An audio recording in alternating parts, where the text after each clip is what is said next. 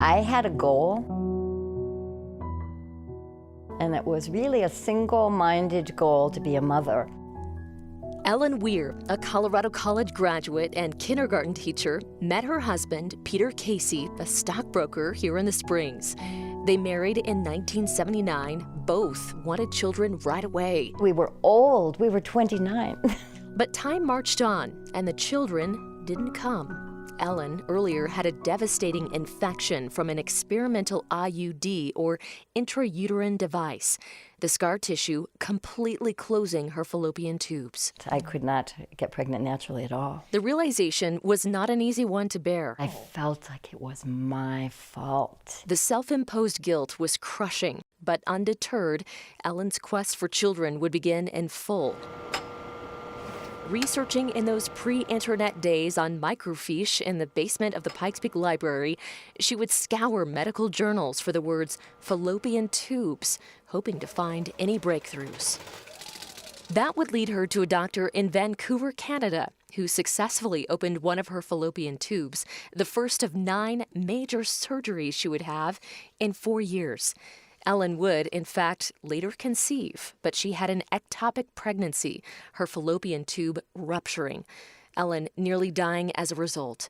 Months would go by, and a second fallopian surgery, another breakthrough procedure using lasers in Connecticut. She would get another devastating infection, though, meaning both fallopian tubes would be lost. Routes of adoption and surrogacy both proved to be dead ends for Ellen and her husband.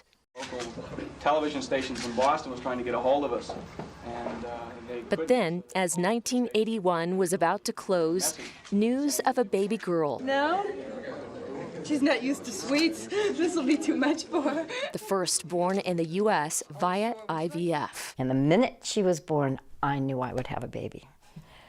It gave you hope. Yes, I knew that IVF had come to America, and I knew I would have a child. Her doctor in Colorado Springs all the while had been watching medical trials.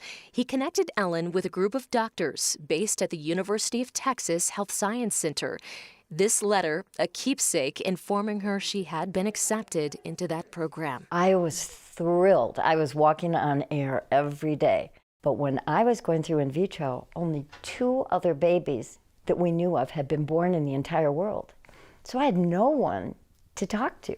Her excitement allowed her to push past the reactions. 40 years ago, a test tube baby was something to be feared. It was something that was wrong. It was morally illicit, as the Pope said. The experiment was a success.